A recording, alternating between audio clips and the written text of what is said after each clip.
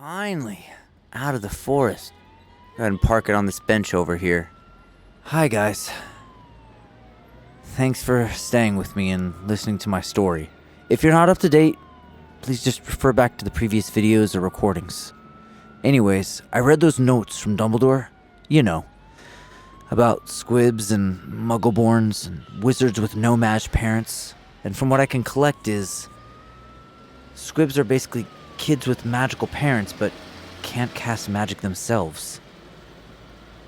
I don't know how that has to do with me or why these guys think I could be something like that. But it is what it is, I guess. I mean, to be honest, I can hardly remember the first couple years at the home with the other kids. And we really didn't get along. Some people say I was a bully. Some people would say I got bullied. But I couldn't hang anymore. I had to leave. I had to get away, and I just couldn't. Never mind. Enough. Enough about me. Let's just continue to do these stories while I can. At least before these guys finally catch me. And something tells me I can't run for much longer. Babbity Rabbity and her crackling stump. A long time ago, in a far-off land, there lived a foolish king who decided that he alone should have the power of magic. He therefore commanded the head of his army to form a brigade of witch hunters and issued them a pack of ferocious black hounds.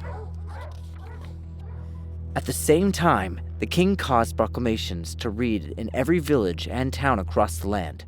Wanted by the king, an instructor of magic. No true witch or wizard dared volunteer for the post, for they were all in hiding from the brigade of witch hunters. However, a cunning charlatan with no magic saw a chance in enriching himself and arrived at the palace, claiming to be a wizard of enormous skill. The charlatan performed a few simple tricks, which convinced the foolish king of his magical powers, and was immediately appointed Grand Sorcerer-in-Chief, the king's private magic master. The charlatan bade the king give him a large sack of gold so that he might purchase wands and other magical necessities. He also requested several large rubies to be used in the casing of his curative charms, and a silver chalice or two for strong maturing potions. All these things the foolish king supplied.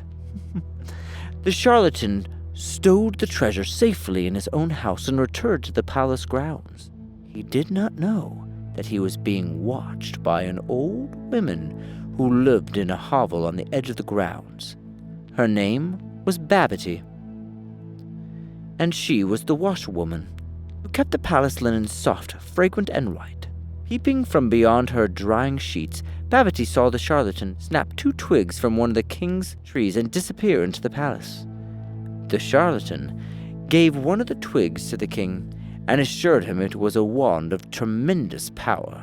It will only work, however, when you're worthy of it, said the charlatan. Every morning the charlatan and the foolish king walked into the palace grounds, where they waved their wands and shouted nonsense at the sky. The charlatan was careful to perform more tricks so that the king remained convinced of his grand sorcerer's skill, and from the power of the wands that he had cost so much gold. One morning, as the charlatan and the foolish king were twirling their twigs and hopping in circles chanting meaningless rhymes, a loud crackling reached the king's ears. Babbity, the washerwoman, was watching the king and the charlatan from the window of her tiny cottage, and was laughing so hard she soon sank out of sight, too weak to stand. I must look undignified to make the old washerwoman laugh so, said the king. He ceased his hopping and twig twirling and frowned. I grow weary of this practice. When shall we be ready to perform real spells in front of my subject, sorcerer? The charlatan tried to soothe his pupil, assuring him that he would soon be capable of astonishing feats of magic, but Babbity's crackling had stung the foolish king more than the charlatan knew. Tomorrow, we shall invite the court to watch their king perform magic. The charlatan saw that the time had come to take his treasure and flee. Alas, your majesty, it's impossible.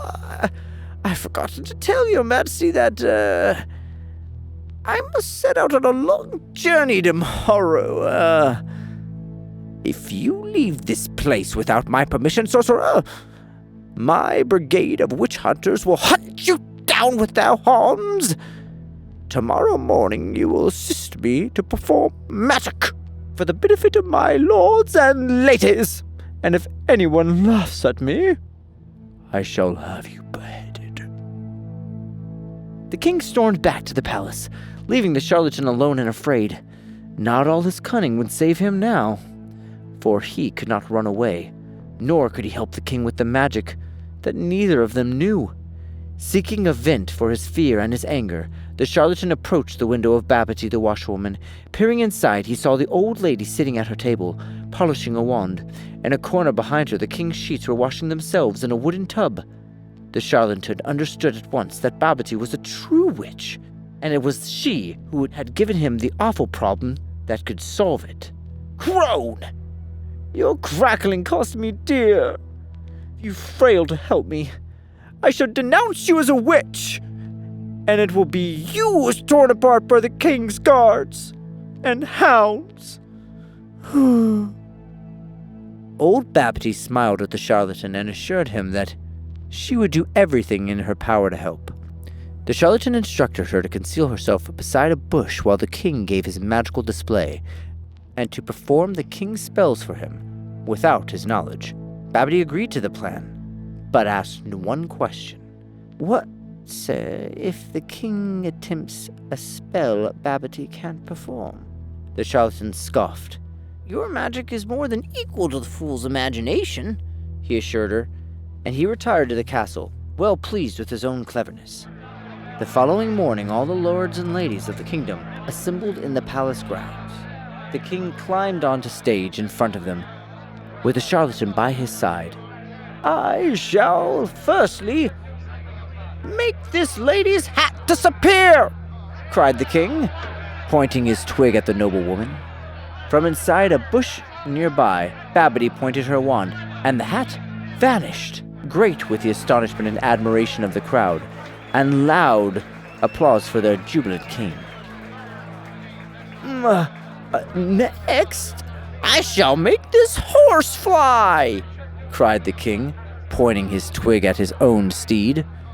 From inside the bush, Babbity pointed her wand at the horse, and it rose high into the air. The crowd was still no more thrilled than amazed, and they roared their appreciation of their magical king. And now, said the king, looking all around for an idea, and the captain of his brigade of the witch hunters ran forwards.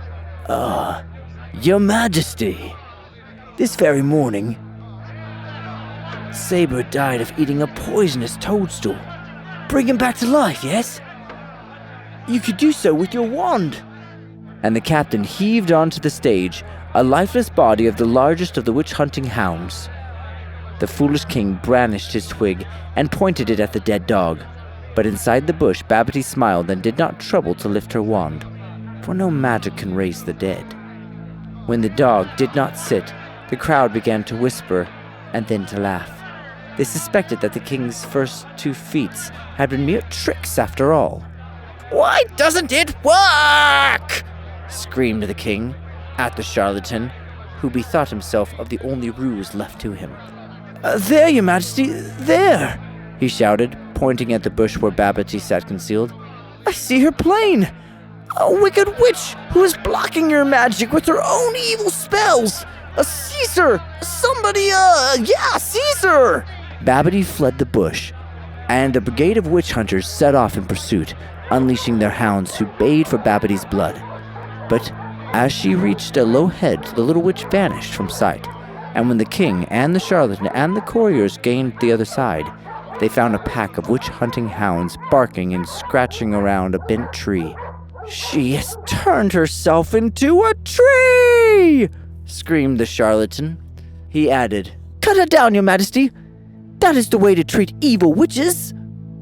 An axe was brought at once, and the old tree was fled to loud cheers from the courtiers and the charlatan. However, as they were making ready to return to the palace, the sound of loud crackling stopped them in their tracks. "Fools!" cried Babity's voice from the stump they had left behind. "No witch or wizard can be killed by being cut in half. Take the axe, if you do not believe me, and cut the grand sorcerer in two." The captain of the brigade of witch hunters was eager to make the experiment, but as he raised the axe, the charlatan fell to his knees, screaming for mercy and confessing all of his wickedness. As he was dragged away to the dungeons, the tree stump crackled more loudly than ever. "By cutting a witch in half, you've unleashed a dreadful curse upon your kingdom," it told the petrified king. "Henceforth, every stroke of harm you inflict upon a fellow witch or wizard will feel like an axe upon your own head until you wish to die of it." At that, the king fell to his knees and told the stump that he would issue a proclamation at once protecting all witches and wizards of the kingdom, allowing them to practice their magic in peace. "Very good. But you have yet to make amends to Babity." Anything at all!" cried the foolish king, wringing his hands before the stump. "You will erect a statue of Babity upon me in memory of your poor washerman, and to remind you forever of your own foolishness," said the stump. The king agreed at once and promised to engage the foremost sculptor of the land. Then the shamed king and all the noblemen and women returned to the palace, leaving the tree stump crackling behind them. When the grounds were deserted once more, there wriggled from the hole between the roots of the tree stump a stout and whiskery old rabbit, with a wand clamped between her teeth. Babity hopped out of the grounds and far away, and even after a golden statue of the washerman stood upon the tree stump, and no witch or wizard was ever persecuted in this kingdom again. I liked that one. Little dark, but pretty good. Anyways, we got one story left. And I'm still more interested about this squib stuff. I mean, can I be what they're talking about? Can I actually be different? Well, let's get started on this fifth story before they find... All right, where is he? Look, I don't know. I put the casting spell for tracking, and this is where it led us, all right? Jeez Louise. God, I swear, you hardly know what you're talking about sometimes. And to think, you call yourself a wizard. Oh, shut up. We'll find him. And once we do, we can either obliviate him or have some fun. Enough. Those times have passed. Too easy to get caught nowadays. Do mind me. I would love to have a little fun. Well, no one has to know. Let's just say, when we see him and find this kid, whatever happens, happens. You guys, you're being pretty mean about this. I mean, it's not that big of a... Shut up! We're gonna get this kid. And then we're gonna deal with you.